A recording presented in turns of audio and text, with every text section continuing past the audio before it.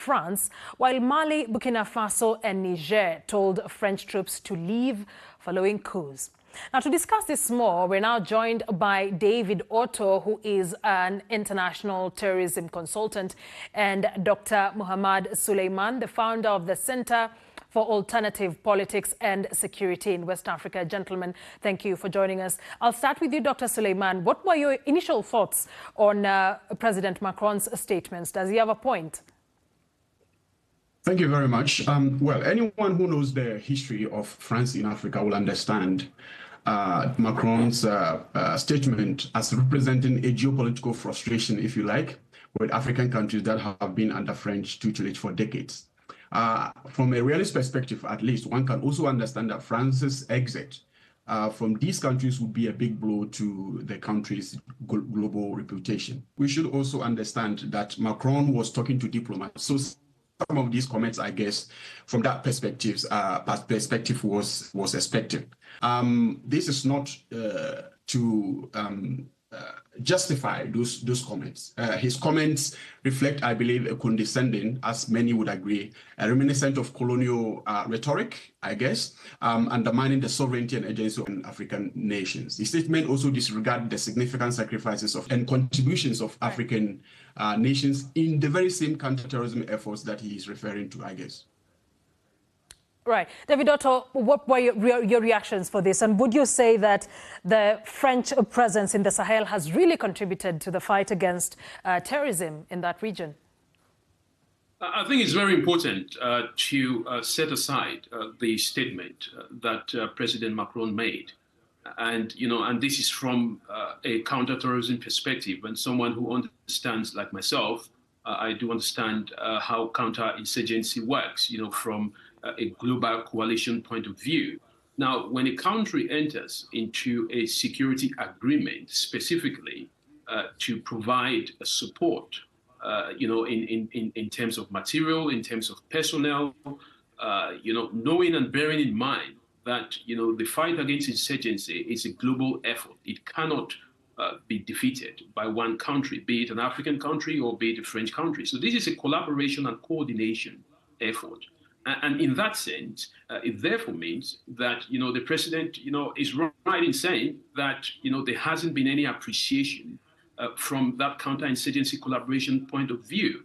Now, in terms of, looking at the other elements, which of course, has historical elements, or for example, the president mentioning that, without the help of France, there wouldn't have been, any sovereign state.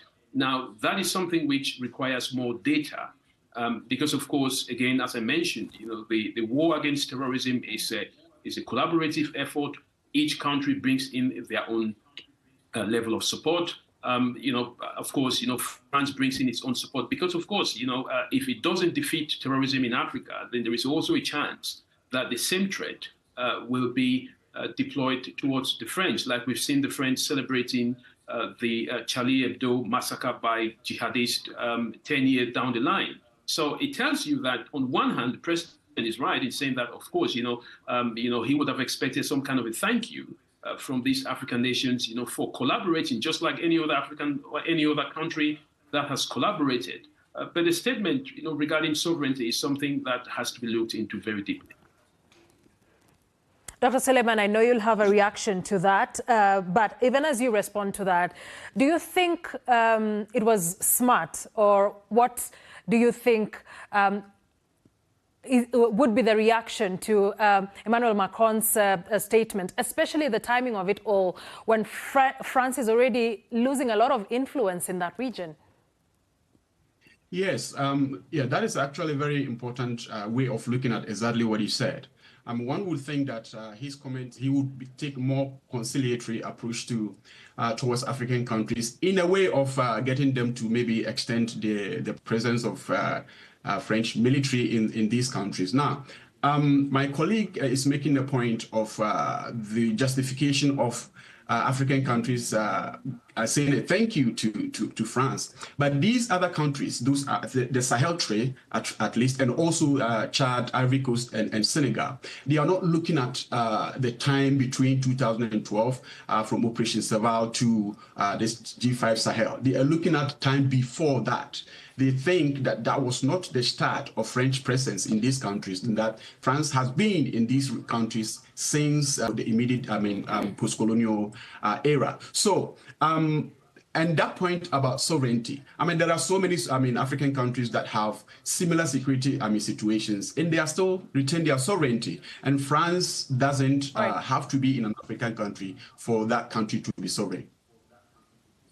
All right, and David Otto, how then do you see these relations between the Sahel countries and France developing as we move forward? Yes, I think it's going to be a matter of bilateral agreements. But of course, reviewing of approach and rules of engagement between these African countries and France. Times have changed, and timing is everything, and everything is all about timing. But I think what we have to be very cautious about, in terms of the way that the French relationship is being looked into at every nook and cranny, is the fact that the president here, and without justification, was referring specifically to the security agreements to fight against terrorism. And this is far away from the political and economic relationship, that France has had, talks about imperialism. That is a topic for another day. But what is very critical is that the president specifically talked about the collaboration between France and these African countries in the fight against terrorism. And if France, as we know, has been able to help these countries in defeating jihadists, which of course, threatened the sovereignty of these countries, then of course, they may expect to have some kind of a pat on the back. But that does not excuse the fact that these countries are sovereign and they have other issues against France, regarding their economic and political relationship.